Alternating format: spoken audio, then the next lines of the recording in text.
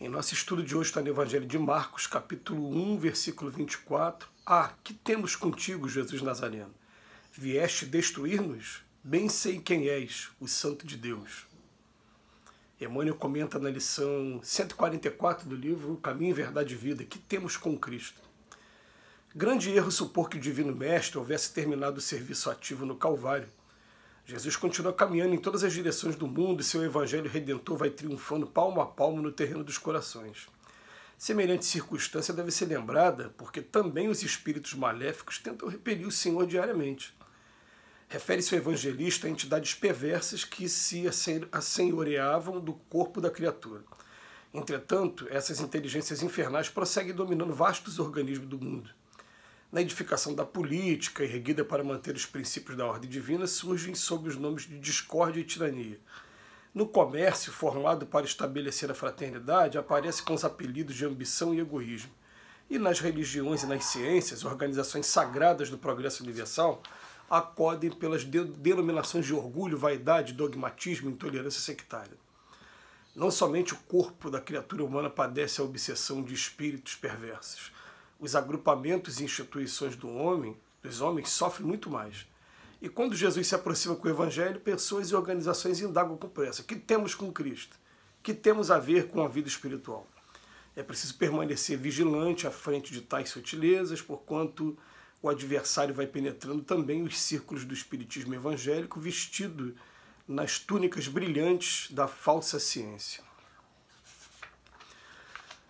O estudo de hoje pega um caso de um homem que está endemoniado e que, quando Jesus chega perto desse homem, o espírito que está ali proporcionando aquela subjugação pergunta: o que temos contigo? Ainda fala no plural, querendo dizer mais uma vez que não era um só. Né? A exemplo do que aconteceu com o outro, né, da Legião, me chamo Legião, né, esse também não era um só. Esse fenômeno da subjugação, a gente pode aqui fazer um resumo breve. Os espíritos nos dizem que isso costuma acontecer com aquela pessoa que comete os seus crimes, os seus delitos, que magoa muitas pessoas e que os outros, e que ainda não tiveram um relâmpagozinho de arrependimento. Então Deus permite que aconteça esse tipo de perseguição espiritual que pode culminar em casos como esse de subjugação. E são vários os casos que tem na narrativa dos evangelistas, na época de Cristo. Um deles é esse: o homem está subjugado, ele está dominado pelo Espírito. Então esse homem que está dominado pelo Espírito, com toda certeza, ele tem um débito muito grande com esse Espírito que está fazendo a sua vingança ali daquela maneira, né? Quando a pessoa se arrepende, quando a pessoa começa a tomar o caminho da reparação, não é mais permitido que esse tipo de coisa aconteça. Então, quando vocês virem por aí, de tomarem notícia de alguém que está subjugado, que é alguém que os espíritos dominam, que é muito facilmente a gente encontra ainda nos dias de hoje, infelizmente, né? No seio de todas as religiões, mas principalmente aí na nossa vida cotidiana, essa pessoa está nessas condições. Ela ainda não teve arrependimento, não teve ainda, pode até estar tendo a iniciativa de estudar o Evangelho. Mas o que está acontecendo hoje, no texto de hoje? Emmanuel ele aproveita para dizer que não só os homens imprevidentes, que insistem no erro, que costumam sofrer o assédio desse tipo de entidade ainda inferiorizada, com foco na vingança, com foco no mal, ainda não. Né? Ele está querendo dizer que os grupamentos também costumam passar por isso, e ele dá destaque principalmente para a política, para o comércio e para as religiões e ciências. E aponta em que pontos, quais são os pontos que são abordados por esses espíritos que querem trazer a discórdia, trazer a confusão mesmo. Ele fala na política, por exemplo, o nome de discórdia e tirania.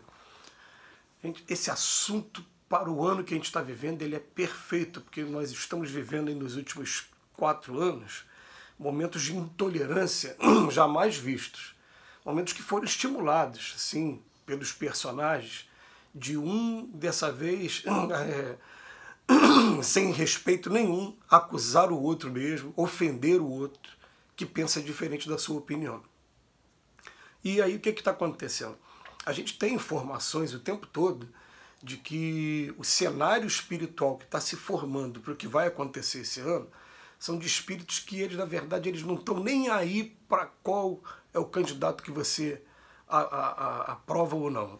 Ele está querendo é confusão. Então, o mesmo espírito, eu quero ver confusão em dois lares diferentes, um apoia o candidato e outro apoia o outro candidato, que é o contrário, que é o opositor, ele vai aqui defender um e vai defender o outro do outro lado aqui para poder trazer complicação. Então, pede para a gente ficar vigilante, muito vigilante, não se deixar entrar em contenda desnecessária, nem quando faltar o respeito, quando tiver uma exaltação a mais, evitar mesmo, sair fora, não entrar nessa discussão, sair dessa discussão, porque o que caracteriza nesse caso aqui é ambição, ou melhor, discórdia e tirania. O que é tirania? Tirania, quem manda sou eu e acabou.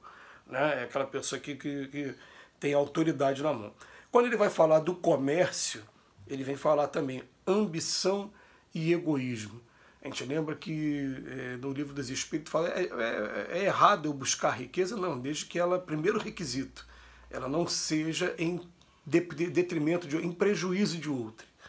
Então, a ambição e o egoísmo faz com que a gente comece a prejudicar, a aceitar coisas ilegais, né, não dar a César o que é de César e fazer com que daqui a pouco a gente preste contas com a providência divina, que só o tempo mesmo, porque quem está vivendo a prova no momento fala, todo mundo faz, eu vou fazer também. E no momento certo a gente vai aprender as consequências de tudo que a gente está fazendo. E quando fala de religião e de ciência, ele vem falar de orgulho, vaidade, dogmatismo e intolerância sectária.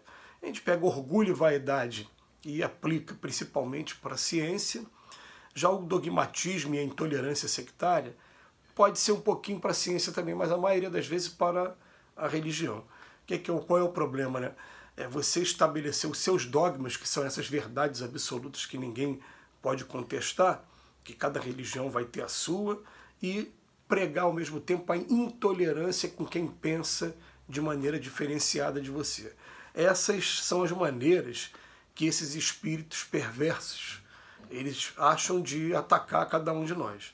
E a gente lembra que quando Jesus chegou perto desse espírito, aqui na narrativa desses espíritos, os espíritos se antecipam e falam, o que temos contigo? A gente sabe quem o senhor é. O que o senhor tem contra a gente? Né? Os espíritos naquele momento, eles se antecipam e demonstram até que reconhecem a autoridade do Cristo e que tinham até respeito e medo pelo Cristo também. Mas o que acontece? Ele vem colocar aqui para a gente que semelhante circunstância deve ser lembrada porque também os espíritos maléficos tentam repelir o Senhor diariamente.